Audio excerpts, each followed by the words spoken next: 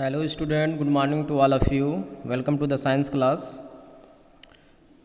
Today we will start a new topic of physics, magnetic field due to a circular loop. Our last topic was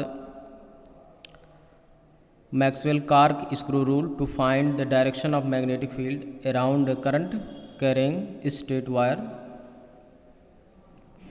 Now today we will discuss magnetic field due to a circular loop.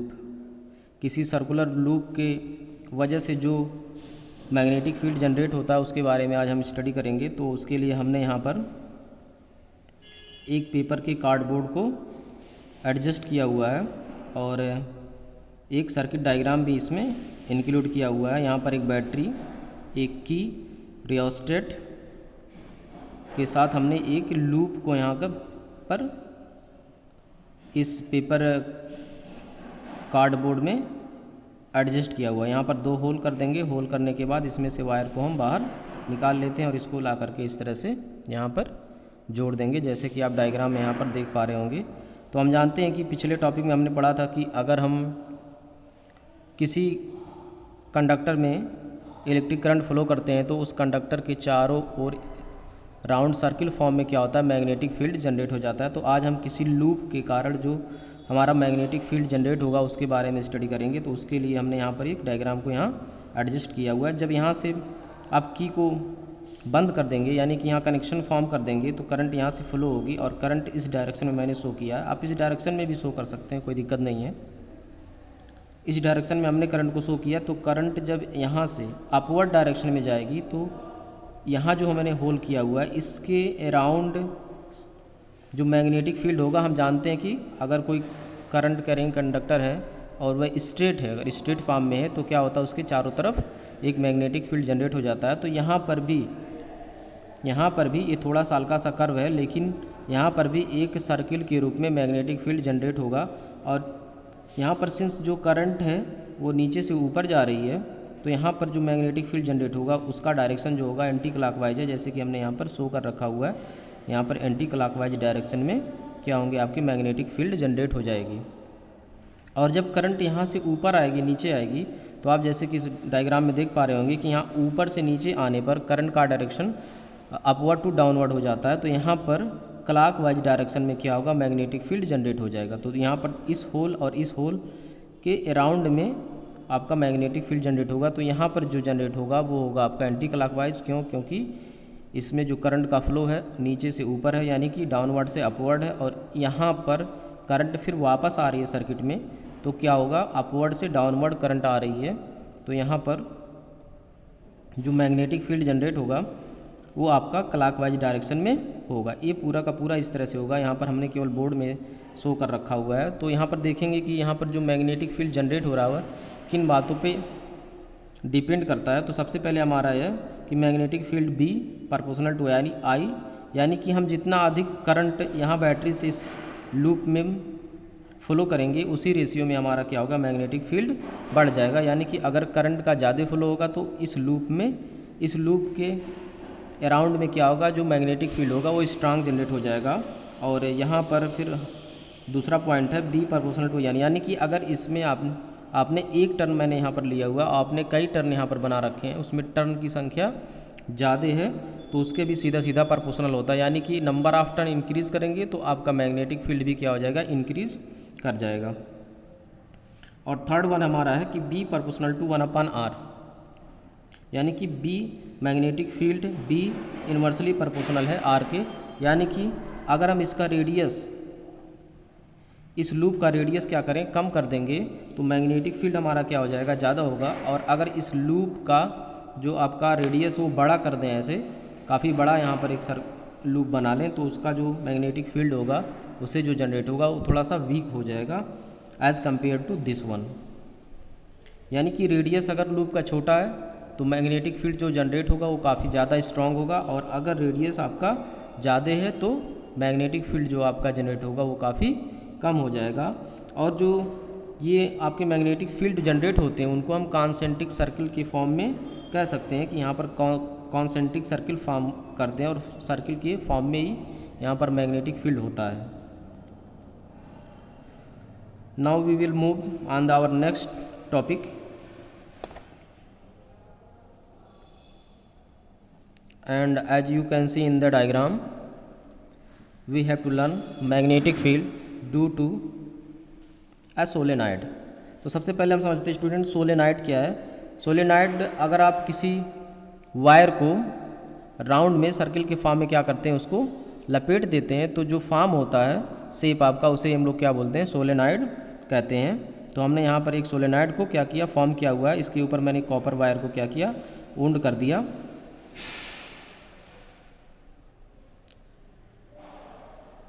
और मैंने एक circuit से इसको क्या किया हुआ है, battery के थ्रू इसको कनेक्ट कर रखा हुआ है। तो यहाँ पर क्या देखते हैं कि ये जो आपका सोलेनाइड होता है, ये भी एक तरह से बार मैग्नेट की तरह बिहेव करता है।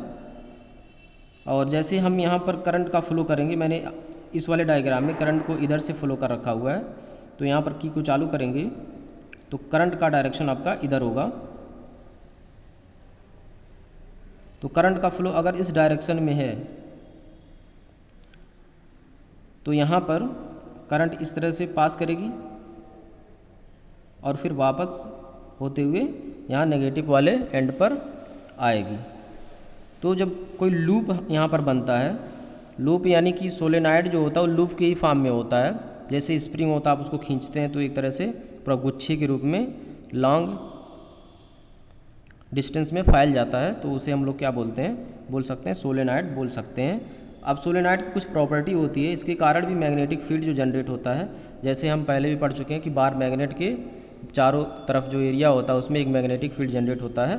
वही सारी प्रॉपर्टी जो बार मैग्नेट की इसमें भी हो जाती हैं कि अगर किसी लूप में हम क्या करते हैं, कोई सोलेनाइड है लूप के फॉर्म में है, अगर उसमें हम करंट का फ्लो करते हैं तो क्या होता है, वह एक बार मैग्नेट की तरह बिहेव करने लगता है और उसका एक सिरा आपका यन हो जाता है और दूसरा सिरा क्या होता है, यस हो जाता है। और इसमें जितनी प्रॉपर्टी बार मैग्नेट की वो सारी की सारी आ जाती हैं लगभग। तो यहाँ पर आप देख पा रहे होंगे कि जो मैग्नेटिक फील्ड का डायरेक्शन है वो N2S होगा, यानी कि N2S। और यहाँ इसके अंदर लूप के अंदर यूनिफॉर्म मैग्नेटिक फील्ड जनरेट होता है। तो यूनिफॉर्म मैग्नेटिक फील्ड को अगर हमको शो करना होता है तो हम सीधे सीधे लाइनों से ऐसे उसको शो कर देते हैं कि यानी हर जगह मैग्नेटिक फील्ड क्या है, बराबर है। इस लूप के अंदर यहाँ पर जो मैग्नेटिक फील्ड आपका जनरेट होगा वो क्या होगा, एक तरह से यूनिफॉर्म मैग्नेटिक फील्ड यहाँ पर जनरेट होगा।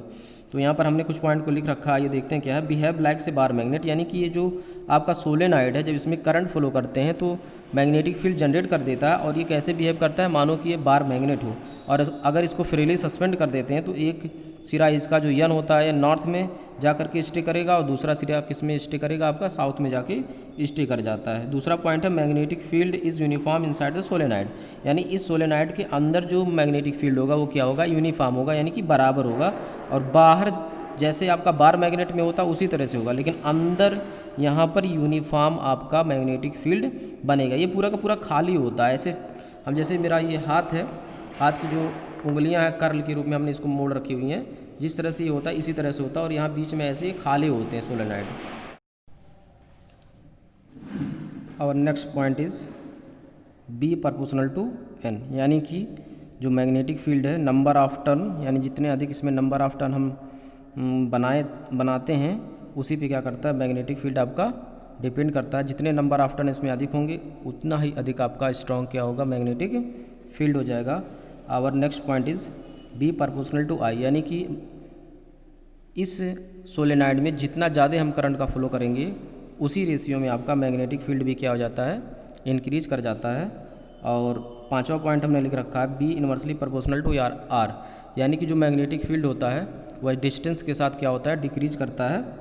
और सिक्स पॉइंट हमने लिखा है कि मटेरियल पे भी ये क्या करता है, डिपेंड करता है, यानी कि इस सोलेनाइड के अंदर जो खाली जगह होती है अगर उसमें सॉफ्ट आयरन कोर ऐसे डाल दें तो जो मैग्नेटिक फील्ड होता है वो बहुत ही ज़्यादा स्ट्रॉन्ग जनरेट होता है। तो एक बार फिर से हम लोग देख लेते हैं कि सोलेनाइड की डिफिनीशन क्या है एक्चुअली में। तो सोलेनाइड क्या होता है कि किसी भी कॉपर वायर या कोई दूसरा वायर है उसको क्या करते हैं आप, सर्कुलर फॉर्म में लपेटते हुए चले जाते हैं और एक सिलेंडर के रूप में क्या करते हैं, उसको लंबा सा ऐसे बना देते हैं और उसका एक सिरा ला करके किसी बैटरी के पॉजिटिव से और दूसरा सिरा ला करके बैटरी के नेगेटिव से जोड़ देते हैं। तो वही जो फॉर्म होता है उसको हम लोग क्या बोलते हैं, सोलेनाइड कहते हैं। Our next topic is clock rule. तो अगला टॉपिक हमारा है क्लॉक रूल। क्लॉक रूल से क्या हम डिस्कस करते हैं स्टूडेंट, क्या फाइंड करते हैं कि अगर कोई सर्कुलर लूप है आपका, उसमें आपने क्या किया, करंट का फ्लो कर रखा हुआ है, तो हम मैग्नेटिक फील्ड का जो एंड होता है, यानी कि जैसे बार मैग्नेट होता है तो उसमें दो एंड हो जाते हैं, एक आपका एन सिरा हो जाता है, एक आपका एस एंड हो जाता है, यानी कि नॉर्थ पोल और साउथ पोल हो जाते हैं। तो इसमें हम किसी कोई लूप है, मान लीजिए या सोलेनॉइड है, अगर उसके हम एंड को यानी कि पोल को पता करना चाहें तो कैसे पता करेंगे, उसके लिए हमारे पास रूल है, उस रूल को कहते हैं क्लॉक रूल। तो हमने यहाँ पर दो डायग्राम को फॉर्म किया हुआ है कि अगर करंट हमारे फेस से क्लॉक वाइज डायरेक्शन में मूव करती है तो वो सिरा आपका क्या हो जाता है, यस, यानी कि साउथ पोल की तरह बिहेव करेगा। जैसे कि इसका नोक क्या है, ऐसे ऊपर की तरफ जा रहा है और यहाँ पर जो एरो का हेड है वो नीचे की तरफ है, यानी कि ये क्लॉक वाइज डायरेक्शन में करंट इसमें फ्लो कर रही है, तो ये सिरा आपका क्या बन जाएगा, यस बन जाएगा। और दूसरा रूल है यहाँ पर कि अगर एंटी क्लॉक वाइज आपका डायरेक्शन करंट का है तो वो सिरा आपका यानी कि नॉर्थ पोल हो जाता है। तो मैंने यहाँ लिख भी रखा है clockwise direction south pole, यानी कि क्लॉक वाइज डायरेक्शन अगर है किसी लूप में तो वहाँ पर साउथ पोल बनता है, और अगर एंटी क्लॉकवाइज है, anti clockwise direction north pole, यानी कि एंटी क्लॉकवाइज अगर डायरेक्शन है तो क्या बनेगा, हमेशा नॉर्थ पोल आपका बन जाता है। अब आगे देखते हैं नेक्स्ट टॉपिक क्या हमारा है। तो हमने यहाँ पर नेक्स्ट टॉपिक को इंट्रोड्यूस किया हुआ है, वो है इलेक्ट्रोमैग्नेट। इलेक्ट्रोमैग्नेट क्या होता है स्टूडेंट की, जो जैसे हम पिछले टॉपिक में पढ़ चुके हैं कि सोलेनॉइड क्या है। सोलेनॉइड जनरली कॉपर वायर को वुंड करके क्या करते हैं हम लोग, बनाते हैं, जिसकी लेंथ डायमीटर के कंपैरिजन में क्या होता है, बहुत ज़्यादा होता है। लेंथ उसकी सोलेनॉइड की जो लेंथ होती है वो बहुत ज़्यादा होती है एज़ कम्पेयर टू उसके डायमीटर के कंपैरिजन में जो लेंथ होता है वो क्या होता है, बहुत ज़्यादा होता है। जैसे कि यहाँ पर मैंने एक सोलेनॉइड को ही फॉर्म किया हुआ है इलेक्ट्रोमैग्नेट को बताने के लिए या समझाने के लिए। तो इसका जो लेंथ है, इस लूप का जो लेंथ है वो बहुत ज़्यादा एज़ कम्पेयर टू इसके डायमीटर के, यानी मोटाई के कंपैरिजन में इसकी लंबाई जो है वो क्या है, बहुत ज़्यादा होती है। तो उसे हम लोग क्या बोलते थे, सोलेनॉइड कहते हैं। तो इलेक्ट्रोमैग्नेट क्या है, जनरली जो सोलेनॉइड होता है उसी में हम कोई आयरन का सॉफ्ट आयरन का कोर उसमें डाल देते हैं। मान लीजिए कि आपके पास कोई सॉफ्ट आयरन है तो इसी एक्सिस के बीच में ऐसे रख दीजिए और इसके ऊपर क्या करिए, कॉपर वायर को आप लपेट दीजिए, तो जो फॉर्म होता है उसे हम लोग क्या बोलते हैं, इलेक्ट्रोमैग्नेट। इलेक्ट्रोमैग्नेट क्यों बोलते हैं, क्योंकि स्टूडेंट ये एक तरह से मैग्नेट की तरह ही क्या करता है, बिहेव करता है। अब इसको समझने के लिए हमने यहाँ पर एक सर्किट से इसको क्या किया हुआ, कनेक्ट किया हुआ है। वायर जो इसके ऊपर लपेटते हैं हमने फेरों के रूप में, उसमें क्या किया है हमने, एक सर्किट से इसको कनेक्ट कर रखा हुआ है। तो एक सिरे को हमने यहाँ पॉजिटिव से और सेकंड वाले को क्या किया हुआ है, नेगेटिव से की और रियोस्टेट से क्या करिए, इसको जोड़ दिए हुए हैं। तो जब यहाँ पर की को ऑन करेंगे तो बैटरी के पॉजिटिव डायरेक्शन से हमेशा क्या होती है, करंट का फ्लो माना जाता है। तो पॉजिटिव डायरेक्शन से करंट का फ्लो होगा। तो करंट का फ्लो स्टूडेंट इसमें नीचे से ऊपर होगा, यानी यहाँ पर ऐसे क्लॉक वाइज बनेगा, ऐसे क्या बनेगा, क्लॉक वाइज डायरेक्शन में यहाँ करंट फ्लो करेगी। तो यहाँ पर हमारा जो ये सिरा जनरेट होगा वो आपका यस हो जाएगा, यानी कि साउथ पोल हो जाएगा। तो अदर वाला आपका अब इसलिए क्या हो जाएगा, नेगेटिव, यानी कि आपका नॉर्थ पोल कह सकते हैं, नॉर्थ पोल ही आपका बन जाएगा। तो इस तरह से अगर हम किसी सोलेनॉइड में कोई सॉफ्ट आयरन कोर डाल देते हैं उसके एक्सिस में, तो जो फॉर्म होता है उसे हम लोग क्या बोलते हैं, इलेक्ट्रोमैग्नेट कहते हैं। अगर इलेक्ट्रोमैग्नेट की एक्चुअल डेफिनेशन देखनी है तो क्या कहते हैं, an electromagnet is a solenoid with soft iron core in the axis. क्या इसके एक्सिस में हम क्या करते हैं, सॉफ्ट आयरन कोर डाल देते हैं, तो जो फॉर्म होता है उसी को हम लोग क्या बोलते हैं, इलेक्ट्रोमैग्नेट कहते हैं। तो इलेक्ट्रोमैग्नेट जो होते हैं उसके कुछ एडवांटेज भी हैं, कि जब तक इसमें हम, पहला एडवांटेज तो ये कि जब तक हम इसमें करंट का फ्लो करते हैं तब तक ही ये मैग्नेटाइज होता है। जैसे ही करंट का फ्लो यहाँ से बंद कर देते हैं तो ये डीमैग्नेटाइज हो जाता है, यानी कि फिर मैग्नेट के रूप में बिहेव नहीं करेगा। और जो इसमें हम मनचाहा मैग्नेटिक फील्ड क्या कर सकते हैं, जनरेट कर सकते हैं, यानी करंट का फ्लो अगर बढ़ा देंगे तो जो मैग्नेटिक फील्ड की स्ट्रेंथ होगी वो बहुत ज़्यादा बढ़ जाएगी। और करंट का फ्लो अगर कम कर देंगे, यानी कि रियोस्टेट से अगर रेजिस्टर को कम बढ़ा देंगे, रेजिस्टर बढ़ाते हैं तो आपका जो करंट का फ्लो होता है वो कम हो जाएगा। करंट का फ्लो अगर इस लूप में, इस सोलेनॉइड में कम होगा तो क्या हो जाएगा, आपका मैग्नेटिक फील्ड वीक हो जाएगा। और इसके पोलैरिटी को भी हम चेंज कर सकते हैं, यानी कि अगर रिवर्स कर दें अगर हम करंट की डायरेक्शन को रिवर्स कर दें, यानी कि बैटरी के प्लस वाले को इस तरफ और नेगेटिव वाले को, कैथोड को इस तरफ कर दें, तो आपका जो करंट का डायरेक्शन है इस डायरेक्शन से आपका यहाँ करंट फ्लो करने लगेगी। तो ये सिरा जो यन था वो क्या हो जाएगा, आपका यस हो जाएगा, और जो यस था वो क्या हो जाएगा, यन सिरा हो जाएगा। यानी कि इसके एडवांटेज में एक ये भी है कि हम इसे मनचाहे रूप में इसके जो पोल हैं उनको क्या कर सकते हैं, चेंज कर सकते हैं। करंट के डायरेक्शन को रिवर्स करके हम इसके पोल को क्या कर सकते हैं, इंटरचेंज भी कर सकते हैं। अब देखते हैं कि इसकी यूजेज क्या हैं। इसकी यूजेज में आता है कि आप इसको हेडफोन और माइक्रोफोन, उसके बाद आपका आ जाएगा टेलीफोन, जो डोरबेल होता है उसमें भी हम लोग इसको क्या करते हैं, यूज करते हैं। और कभी कभी बड़े बड़े जो क्रेन होते हैं उसमें भी हम इसको यूज करते हैं। मान लो कहीं से हमको आयरन के जो ओर मिले हुए उनको निकालना है, बहुत बड़े बड़े उनको उठाना है, तो आयरन जनरली क्या होता है, मैग्नेटिक होता है, उस चुंबक के साथ क्या होता है, अट्रैक्ट करता है। तो हम बहुत बड़े बड़े क्या बना लेते हैं, इलेक्ट्रोमैग्नेट बना लेते हैं और क्रेन में उसको फिट कर रखते हैं। जब करंट का फ्लो करते हैं तो मैग्नेटाइज हो जाता है, जब करंट का फ्लो कट कर देते हैं तो क्या हो जाता है, आपका डीमैग्नेटाइज हो जाता है। तो उसका यूज वहाँ पर भी कर सकते हैं हम, कि मान लीजिए कि किसी भारी आयरन के ओर को उठाना है तो आपने इलेक्ट्रोमैग्नेट लगाया और उसको करंट का फ्लो किया तो मैग्नेटाइज हो गया, तो उसको अट्रैक्ट कर लेगा। उसके बाद उठा के उसको दूसरी जगह ले जाके रखना है तो फिर करंट का फ्लो कट कर दीजिए तो डीमैग्नेटाइज हो जाएगा। इस तरह से इसमें हम लोग यूज करते हैं। अगला है comparison between electromagnet and permanent magnet. जो परमानेंट मैग्नेट होते हैं और जो इलेक्ट्रोमैग्नेट हमने ये फॉर्म किया हुआ है उन दोनों में कंपैरिजन क्या होता है। पहला तो नेचर का ही है कि इसका नेचर आपका टेम्पररी होता है, यानी कि इसको हम क्या करते हैं, जब तक करंट का फ्लो करेंगे तब तक ये मैग्नेटाइज होगा, जब करंट का फ्लो बंद कर देंगे तो ये डीमैग्नेटाइज हो जाएगा। जबकि जो हमारा परमानेंट मैग्नेट होता है वो आपका परमानेंट है, यानी कि उसमें करंट का फ्लो करें या ना करें उसमें कोई मतलब नहीं है आपका।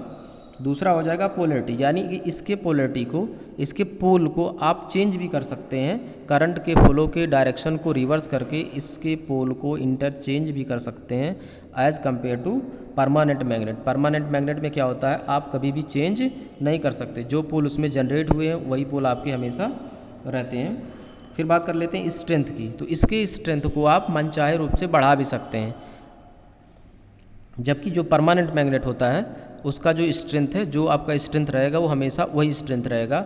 और इसमें क्या होता है कि आप इलेक्ट्रिक जो करंट है उसके फ्लो को क्या करिए, इंक्रीज कर दीजिए, तो आपका जो मैग्नेटिक प्रॉपर्टी इसकी है, यानी कि मैग्नेटिक फील्ड जो है वो स्ट्रांग हो जाएगा। अगला है कि डीमैग्नेटाइजेशन, यानी कि करंट का फ्लो जब तक इसमें होता है तब तक ये मैग्नेटाइज रहता है, जब करंट का फ्लो छोड़ देते हैं तो ये डीमैग्नेटाइज हो जाता है। नेचर ऑफ द मटेरियल, ये जनरली सॉफ्ट आयरन कोर पे क्या करते हैं, बनाते हैं। नेचर ऑफ द मटेरियल, यानी कि इस लूप में, यानी कि इस सोलेनाइड के एक्सिस में हमने सॉफ्ट आयरन कोर को जनरली क्या करते हैं, डाल करके उसको इलेक्ट्रोमैग्नेट बनाया जाता है। जबकि जो परमानेंट मैग्नेट होता है वो स्टील के फॉर्म किए जाते हैं। अब देखते हैं कि हमारा नेक्स्ट टॉपिक क्या है।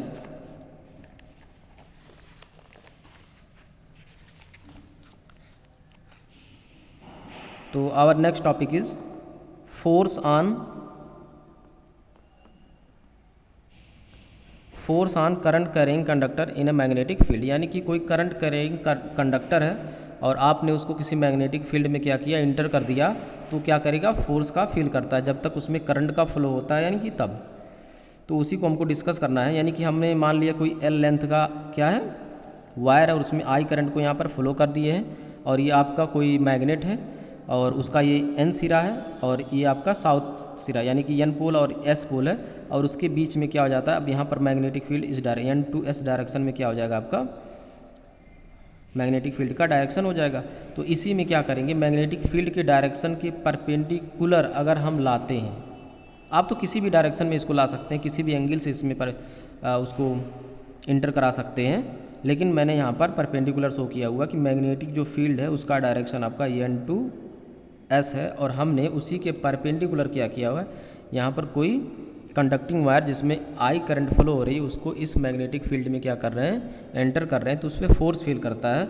और मान लीजिए कि आपके पास एल उसकी लेंथ है, तो वह किन किन बातों पे डिपेंड करेगा, तो आइए देखते हैं। फर्स्ट पॉइंट इज, जो आपका फोर्स है एफ प्रोपोर्शनल टू एल, यानी कि आपका जो फोर्स कंडक्टिंग वायर पर लगेगा वो क्या होगा, आपका सीधे सीधे लेंथ के प्रोपोर्शनल होगा, यानी कि वायर का लेंथ जितना ज़्यादा होगा उसी रेशियो में आपका फोर्स भी बहुत ज़्यादा हो जाएगा। सेकेंड पॉइंट आपका है F प्रोपोर्शनल टू B, यानी कि जो फोर्स फील करेगा वह मैग्नेटिक फील्ड पर भी डिपेंड करता है। यानी कि स्ट्रॉन्ग मैग्नेटिक फील्ड अगर आपने लगा रखा है तो जो करंट करेंगे कंडक्टर आप उसमें एंटर करा रहे हैं मैग्नेटिक फील्ड में, स्ट्रॉन्ग मैग्नेटिक फील्ड में, तो आपका क्या होगा कि जो फोर्स जनरेट होगा वो करंट करेंगे कंडक्टर पर वो बहुत ज़्यादा होगा। और फिर third one is F proportional to I, यानी कि जो फोर्स है वह करंट पे भी डिपेंड करता है, उसके सीधा सीधा प्रोपोर्शनल है। यानी कि अगर करंट का फ्लो आप ज़्यादा कर रहे हैं तो क्या होगा, मैग्नेटिक जो फोर्स होता है, यानी कि इस मैग्नेटिक फील्ड में आप जो है करंट का रिंग कंडक्टर ले जा रहे हैं और उसमें करंट का फ्लो ज़्यादा कर रहे हैं, तो फोर्स जो फील करेगा वो भी क्या होगा, बहुत ज़्यादा होगा। अब यहाँ पर एक पॉइंट मैंने और लिख रखा है F proportional to sine theta, यानी कि अगर आप किसी एंगल से इसमें एंटर कर रहे हैं तो थीटा का जो साइन होता है उसके भी क्या होगा, ये सीधे सीधे फोर्स प्रोपोर्शनल होता है आपके, यानी कि एंगल पे भी डिपेंड करता है कि किस एंगल पे आप इसमें एंटर करा रहे हैं करंट करेंगे कंडक्टर को, यानी कि वायर को किस एंगल पे आप इसमें एंटर करेंगे उस पर भी डिपेंड करता है। अब स्टूडेंट आप सोच रहे होंगे कि ये फोर्स क्यों फील कर रहा है, तो जनरली ये फोर्स इसलिए फील करता है क्योंकि एक यहाँ पर आपने क्या किया है, एक्सटर्नल मैग्नेटिक फील्ड लगा रखा हुआ है। आपने एक एन सिरा किसी मैग्नेट का एन पोल और एक साउथ पोल, दो मैग्नेट ले सकते हैं बार मैग्नेट, एक यहाँ रख दीजिए इस तरह से और एक यहाँ रख दीजिए, दोनों के जो आपके पोल्स होते हैं उनको इधर उधर करके आप रख सकते हैं जनरली। तो अब जब करंट में किसी कंडक्टर में करंट फ्लो होती है तो क्या होता है कि उसके चारों ओर में क्या होता है, एक मैग्नेटिक फील्ड जनरेट हो जाता है। तो इसका मैग्नेटिक फील्ड और साथ ही साथ इसका मैग्नेटिक फील्ड, दो मैग्नेटिक फील्ड होते हैं, तो उन्हीं के रिजल्टेंट से क्या होता है, इसमें फोर्स ऑफ अट्रैक्शन या रिपल्सन को ये क्या कर सकता है, फील करता है। अब यहाँ पर मैंने इक्वेशन 1, 2, 3 एंड 4 को क्या किया हुआ है, ऐड करेंगे फ्रॉम एबव इक्वेशन। इन चारों को हम मिला देंगे, जब चारों को मिला देंगे तो क्या मिलेगा, F proportional to BIL sine theta यहाँ पर हो जाएगा। और इसी को हम लिख सकते हैं F equal to BIL sine theta, यानी कि जो फोर्स होगा किसी करंट करेंगे कंडक्टर को अगर हम किसी मैग्नेटिक फील्ड में एंटर करते हैं तो वो होगा F equal to BIL sine theta. अब इसमें देखते हैं दो केस हो जाएगा कि कब जो फोर्स होगा आपका बहुत ज़्यादा होगा, मैक्सिमम होगा, और कब आपका मिनिमम होगा। तो अगर थीटा इक्वल टू 90 डिग्री ले लें तो यहाँ से जो हमको फोर्स मिलेगा F इक्वल टू होगा BIL साइन 90, और साइन 90 का मान आप जानते हैं 1 होता है, तो 1 का मल्टीप्लाई कर देंगे तो यहाँ पर मिलेगा F इक्वल टू BIL।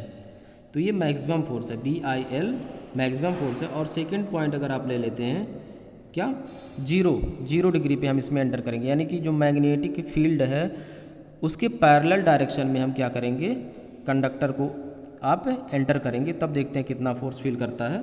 तो ये हो जाएगा आपका थीटा इक्वल टू 0, तो F इक्वल टू आपका हो जाएगा BIL साइन 0, और साइन 0 का मान 0 होता है तो यहाँ पर 0 रखेंगे तो पूरा 0 हो जाएगा, यानी F इक्वल टू क्या हो जाएगा, 0। यानी कि अगर करंट करेंगे कंडक्टर को आप क्या करते हैं, मैग्नेटिक फील्ड जो एक्सटर्नल है उसके पैरेलल एंटर कराएंगे तो वहाँ पर कोई फोर्स फील नहीं करेगा। और दूसरे कंडीशन में, पहले कंडीशन में है कि अगर आप किसी करंट करेंगे कंडक्टर को किसी मैग्नेटिक फील्ड के परपेंडिकुलर डायरेक्शन में एंटर करते हैं तो वहाँ पर मैक्सिमम फोर्स आपका क्या होता है, अप्लाई हो जाएगा।